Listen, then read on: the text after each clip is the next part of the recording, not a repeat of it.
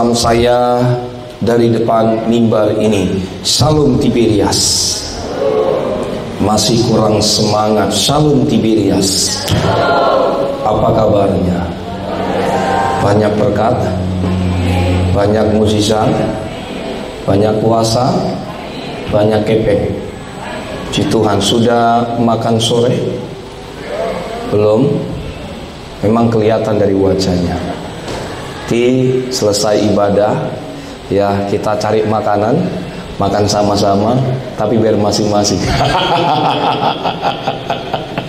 Saudara kayaknya nggak yakin gitu. Tenang. Baiklah, puji nama Tuhan. Hari ini tema atau judul khotbah saya berbicara tentang Getsemani. Nah, kenapa saya membawakan tema ini? Tentu ada alasannya. Alasannya adalah karena selama 2 minggu ini kita sedang masuk kepada Prapaskah. Prapaskah berbicara tentang masa di mana Yesus sebelum diserahkan, di mana Yesus sebelum disalibkan. Sebab itu banyak orang Kristen melakukan banyak ibadah atau melakukan ritual seperti berpuasa, seperti doa atau berpuasa, atau mungkin juga ya mereka melakukan pujian penyembahan, ya, atau mungkin berpuasa bersama-sama. Nah, saudaraku, masa Prapaskah ini Yesus pun mengalami. Sebelum dia diserahkan, ia berdoa di Taman Getsemani. Saudara baca Alkitab saudara baik-baik. Yesus secara ilahi, bahkan 100% dia Allah, bahkan juga 100% manusia. Yesus secara manusia pun dia mengalami penderitaan. Nah, yang menarik Bapak Ibu yang dikasih dalam nama Yesus, sebelum Yesus diserahkan, Alkitab Anda saya mencatat bahwa Yesus berdoa di Taman Getsemani. Bahkan Alkitab sudah mengatakan bahwa dia bilang begini, "Ya Bapakku, jikalau sekiranya mungkin, biarlah cawan ini berlalu." Nah, menarik sekali. Kita akan pelajari bersama-sama kisah di Taman Getsemani, waktu Yesus bergumul tentang hidupnya, waktu Yesus ingin diserahkan dan ditangkap dan disalibkan. Mari buka Alkitab kita, terambil di dalam Injil Matius pasal yang ke-26, ayat 36 sampai dengan ayat 46. Kita akan baca secara bergantian, saudaraku. Saya ayat 36, saudara ayat 37, lalu tiba di ayat 46, sama-sama kita baca. Yang sudah dapat katakan, "Wow, puji Tuhan." Kurang semangat lagi kita katakan, "Wow, puji Tuhan." Buka Alkitab saudara, ambil catatan saudara, ambil pulpen saudara, dengarkan khotbah, dengarkan firman. Jangan buka Facebooknya, jangan buka IG-nya, jangan buka TikToknya, dan jangan foto pendetanya, karena pendetanya sudah ganteng. Amin. Saudara kayaknya nggak ikhlas saya ganteng. Haleluya. Iya, ganteng loh saya, saudaraku, penuh dengan kemuliaan. Ayo, judul berikutnya di Taman Getsemani. Maka sampailah Yesus bersama-sama murid-muridnya ke suatu tempat yang bernama Getsemani. Lalu ia berkata kepada murid-muridnya, "Duduklah di sini, sementara aku pergi ke sana untuk berdoa." Ayat 37 saudara.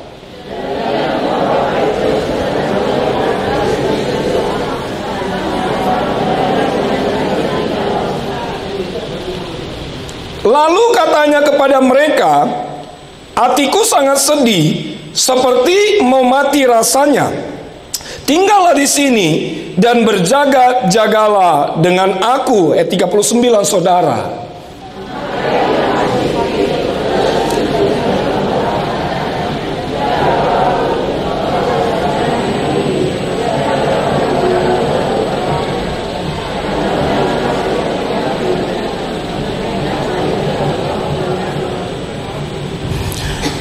Setelah itu ia ia kembali kepada murid-muridnya itu dan mendapati mereka sedang tidur.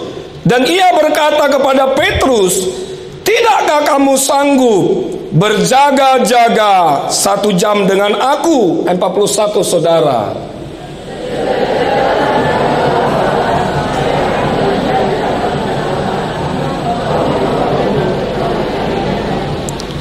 Lalu ia pergi untuk kedua kalinya dan berdoa, katanya, "Ya Bapakku, jikalau cawan ini tidak mungkin lalu, kecuali apabila aku meminumnya, jadilah kehendak-Mu." Ayat 43, saudara.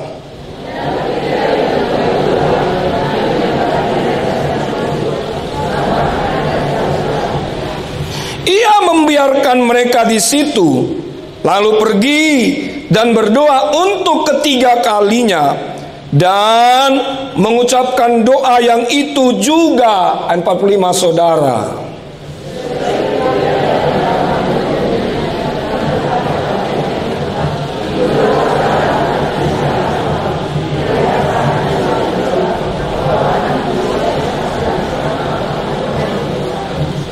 Ayat 46, sama-sama kita baca 2, 3, iya. "Bangunlah, marilah kita pergi. Dia yang menyerahkan aku sudah dekat."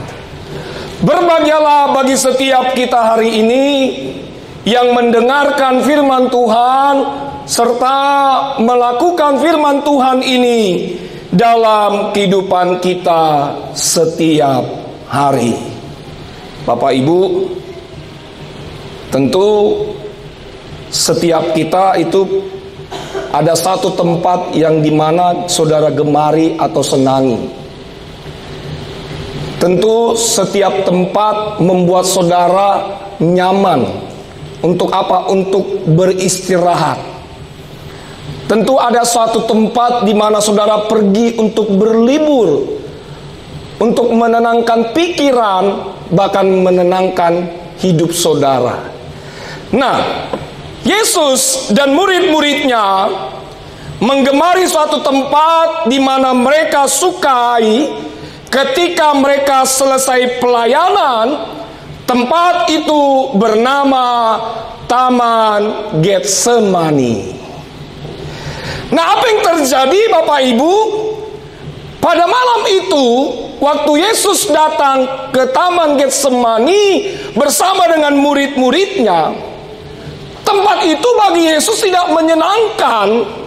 Bahkan Alkitab sudah mengatakan bahwa hatinya ingin mau mati rasanya. Dan Yesus mengalami kesedihan yang luar biasa. Kenapa? Karena Yesus ingin diserahkan dan ingin disalibkan. Kalau kita berbicara tentang Taman Getsemani, saya pelajari Alkitab saya dalam bahasa Yunani dikatakan Getsemani.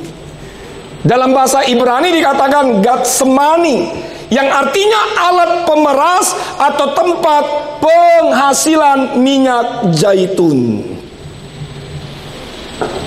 Taman Getsemani itu kalau saudara lihat di gambar ya, saudara nanti coba klik di Google. Tapi kalau zaman itu ya, tamannya indah sekali karena dipenuhi dengan pohon zaitun. Tapi kalau zaman sekarang saya nggak tahu, mungkin suatu saat kalau saudara nanti punya duit, kita sama-sama pergi ke Israel. Katakan amin. Kita akan berdua di Taman Getsemani. Amin. Saudara punya iman. Amin. Nah, jalan terbelakang ini kita akan lihat, kita akan pelajari, menarik sekali. Ada 3 hal yang dapat kita pelajari dari kisah Taman Getsemani. Yang pertama, di ayat 36, perhatikan baik. Maka sampailah Yesus bersama-sama murid-muridnya ke suatu tempat yang bernama Getsemani. Lalu ia berkata kepada murid-muridnya, "Duduklah di sini sementara aku pergi ke sana untuk berdoa." Perhatikan di sana ada kata duduklah di sini.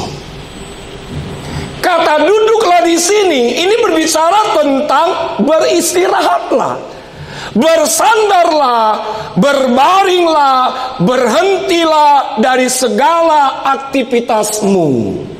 Jadi yang pertama Bapak Ibu, yang dapat kita pelajari dari kisah Getsemani, Getsemani merupakan tempat murid-muridnya untuk rest atau beristirahat. Bilang sama saya, katakan beristirahat. Yesus memberikan kesempatan kepada murid-muridnya untuk beristirahat sejenak karena mereka telah lelah pelayanan seharian bersama dengan Dia. Tetapi tidak seperti Yesus.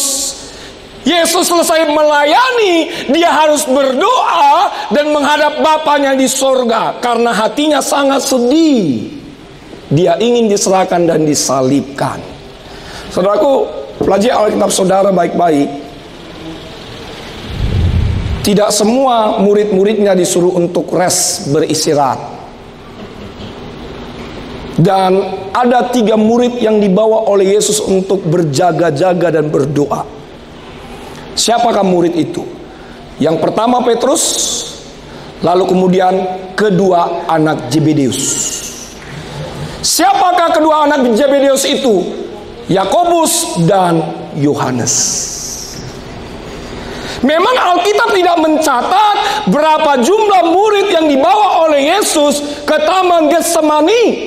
Tetapi Alkitab sudah mengatakan ada beberapa murid disuruh untuk beristirahat, tapi ada 3 murid untuk berjaga-jaga dan berdoa menemani Yesus. Waktu Yesus berdoa, nanti kita akan lihat sampai 3 kali dia berdoa. Dia meminta kepada Bapa yang dibilang begini, kalau bisa cawan ini berlalu daripadaku. Apa yang terjadi? Yesus lihat Petrus dan 2 orang muridnya sedang tertidur. Yesus bilang begini kepada Petrus, "Hai Petrus, tidak sanggupkah engkau berjaga-jaga dalam 1 jam saja?" Lalu Yesus kembali lagi berdoa. Dia datang lagi, dia bilang, "Petrus, berjaga-jagalah dan berdoalah." Saudaraku, Bapak Ibu, Tuhan menginginkan Anda dan saya, kita untuk beristirahat sejenak dari segala aktivitas kita. Tuhan menginginkan Anda dan saya, kita untuk berlibur bersama dengan orang-orang yang kita kasihi. Tuhan menginginkan Anda dan saya, kita bersama dengan keluarga kita bersama-sama untuk datang beribadah.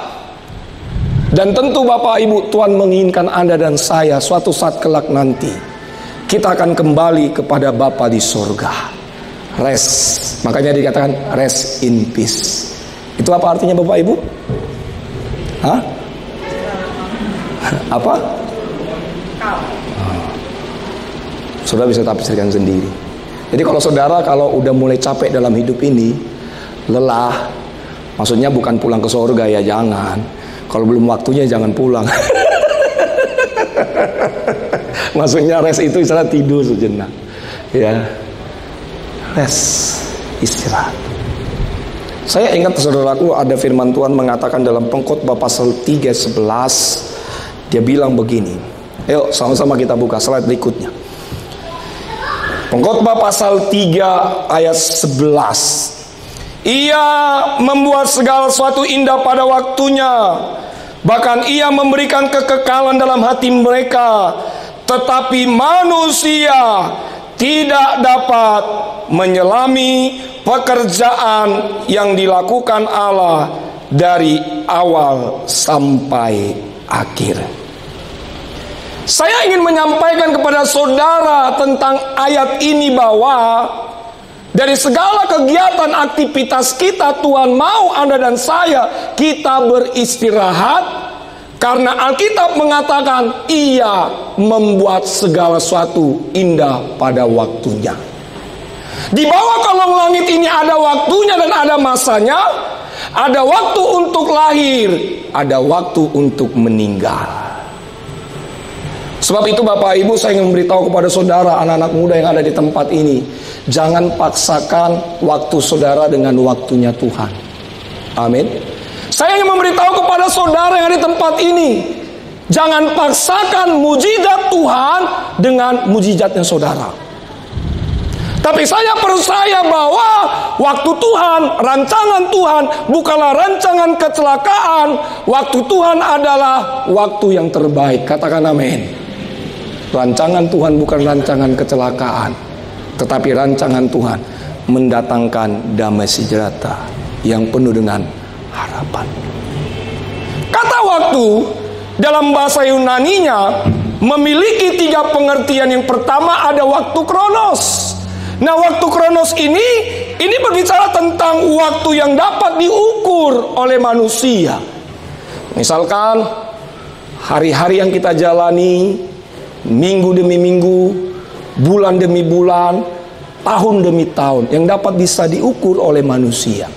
Tetapi ada waktu aion. Waktu aion ini adalah waktu yang lama sekali atau waktu yang tanpa batas. Waktu ini dimulai dengan masa penciptaan, ketika nanti Yesus datang kedua kali menjemput Anda dan saya. Dan yang ketiga, ada waktu yang namanya waktu kairos. Waktu kairos berbicara tentang waktunya Tuhan. Tuhan selalu memberikan kita kesempatan demi kesempatan supaya Anda dan saya kita bertobat sungguh-sungguh datang di hadapannya. Karena waktu tidak akan pernah mengenal lelah, karena waktu tidak akan pernah mundur kembali, dan waktu akan terus bergulir dan berjalan sesuai dengan maunya dan keinginannya. Saudaraku, Bapak Ibu yang dalam nama Yesus, sebab itu saya ingin memberitahu kepada saudara, pergunakanlah waktu Tuhan dengan bijaksana. Amin. Kalau hari ini saudara datang beribadah, itu artinya saudara sedang mempergunakan waktu yang baik dan bijaksana.